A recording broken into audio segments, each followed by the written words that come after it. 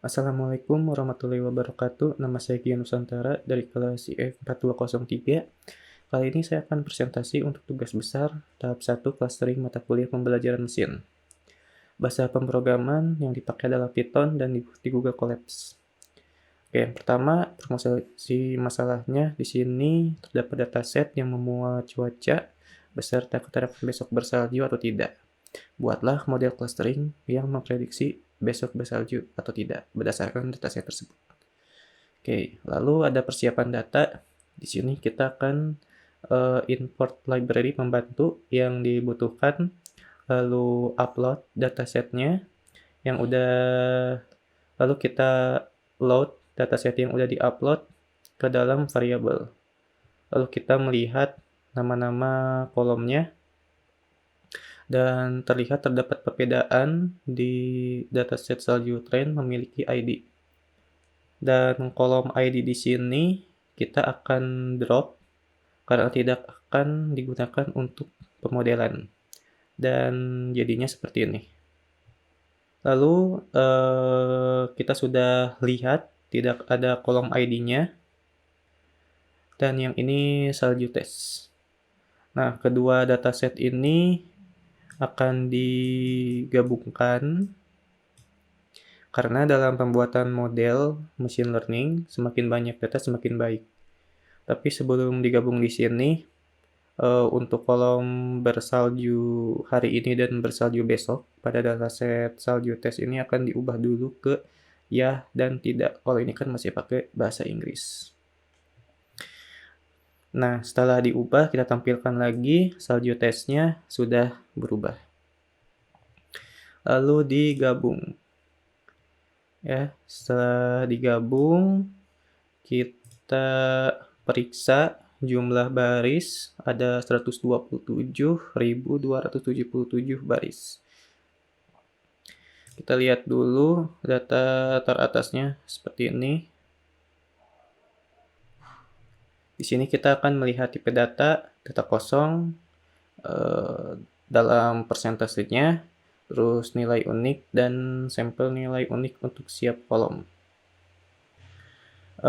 Di sini bisa terlihat kolom-kolomnya atau data fiturnya, data tipenya, terus jumlah data yang nol ya atau value missingnya, terus dalam persentasenya berapa persen, terus unique sampelnya gitu ya. Nah, unique sampel di sini untuk melihat gambaran data dari masing-masing kolom itu seperti apa gitu ya. Jadi cukup ambil 3 data saja.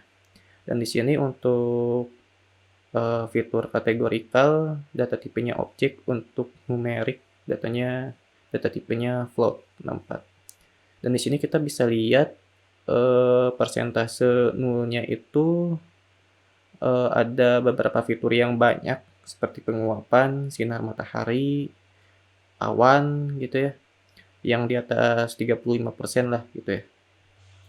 Nah, ini penjelasan-penjelasannya. Lalu di sini kita akan melihat keseimbangan data gitu ya di kolom bersalju besok. Nah, jadi di kolom ini kan ada tidak, ada iya, dan terlihat bahwa tidak bersalju besok itu lebih banyak daripada bersalju besok gitu ya. Ini hampir 80%, ini 20-an lah ya. Oke, nah, untuk proses clustering ini tidak perlu diseimbangkan. Lalu di sini kita akan melihat hubungan antara fitur numerik group by dengan fitur bersalju besok. Hal ini dilakukan untuk memahami datanya itu seperti apa dan bisa mengetahui fitur-fitur apa saja yang baik untuk dijadikan fitur dalam proses pemodelan gitu ya. Nah, di sini bisa dilihat kategorinya itu lebih banyak daripada tidak. Di hujan, kecepatan angin terkecan, kecepatan angin, terus ada kelembapan, awan gitu ya. Nah, fitur-fitur ini tuh bisa dijadikan fitur yang terbaik. Oke, next, melihat distribusi dari kolom numerik. Nah, jadi melihat distribusi itu penting karena untuk mengetahui distribusi data masing-masing kolom numerik itu seperti apa. Datanya kan ada yang bisa terdistribusi normal, ada yang skew left atau skew right. Seperti ini kan, ini skew left gitu ya, si kelembapan 9 AM. Terus ini skew right, hujan, penguapan, kecepatan angin. Nah, seperti itu. Lalu selanjutnya kita akan menangani data yang kosong. Nah, ini dilakukan karena kalau ada missing value nanti jadi serba salah lah gitu ya. Nah, cara mengatasinya untuk kolom kategorikal diisi dengan modus, kalau kolom numerik di drop. Untuk dua kolom terakhir, bersalju hari ini dan bersalju besok, itu juga di drop. Ya, terus setelah di drop, sejumlah data jadi 50.902 data. Kolomnya masih tetap.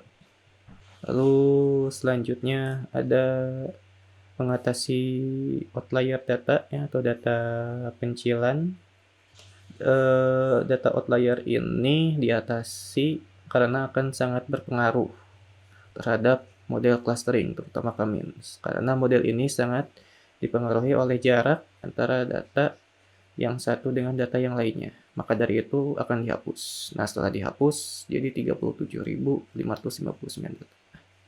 Distribusinya setelah melakukan proses menghapus data yang kosong sama menghilangkan outlier, jadi terlihat lebih normal. Lalu ini kita mengubah menjadi biner, kolom bersalju besok dan bersalju hari ininya. Terus ada ekstraksi fitur tanggal. Di sini kita ambil bulannya saja, siapa tahu bisa jadi fitur yang terpilih atau fitur yang bagus.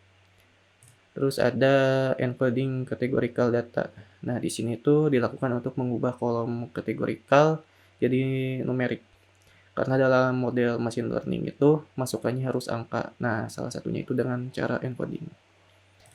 Nah, ini fitur selection untuk memilih fitur-fitur yang korelasi sama fitur bersalju besoknya itu lebih dari 0,15 kurang dari minus 0,15.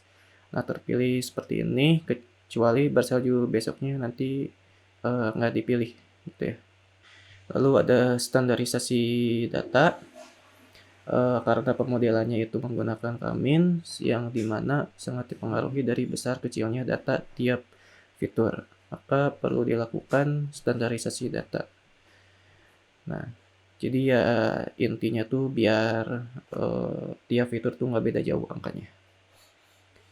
Nah, ini kelebihan dari K-means. Terus ini fungsi-fungsinya.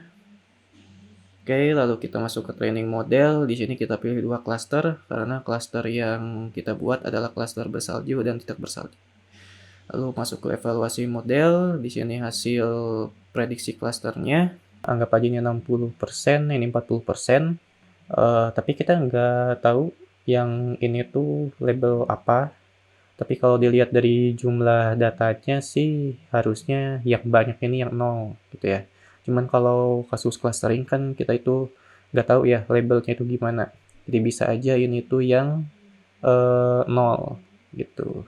Lalu ini data aslinya kalau dibandingin cukup beda ya. Lalu ini dimensionality reduction, lalu scatter untuk mempermudah dalam proses plotting akan dilakukan PCA gitu ya, menjadi dua dimensi terhadap data X-scale. Nah, jadi dari beberapa fitur yang terpilih tadi dipecahin dulu. Istilahnya itu fitur yang terpilih di-recast jadi dua fitur biar gampang diplot. Nah, setelah diplot ditandai mana yang cluster 1 sama cluster 2. Jadi ya untuk menunjukkan hasil clusterisasinya itu gimana. Ya kurang lebih seperti itu. Oke, lalu eksperimen menggunakan dua pakai EM sederhana atau expectation maximization. Hasil prediksi clusternya itu cukup mirip dengan K-means. Cuman ya karena cukup mirip, kalau dibandingin dengan data aslinya tetap beda ya, cukup berbeda. Ini juga sama, mirip. Lalu untuk eksperimen kedua itu pakai K-means dari scikit library. Hasil prediksinya juga cukup sama, cukup mirip dengan Kamin. Jadi otomatis kalau dibandingin dengan data aslinya ya sama-sama cukup berbeda gitu ya.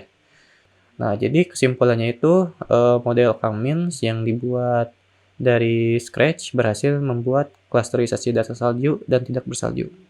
Hasil dari ketiganya ini sangat mirip, akan tetapi baik model Kamins yang dibuat dari scratch, terus EM, sama Kamins dari library scikit-learn belum dapat mengklasterisasi data dengan baik. Ini dapat dilihat dari persentase antara label 0 dan label 1 jika dibandingkan dengan data aslinya. Jadi hal ini dapat terjadi karena proses processing dan pemilihan fitur yang belum sempurna. Sekian dari saya, itu presentasi tugas besar mata kuliah ini. Waalaikumsalam warahmatullahi wabarakatuh.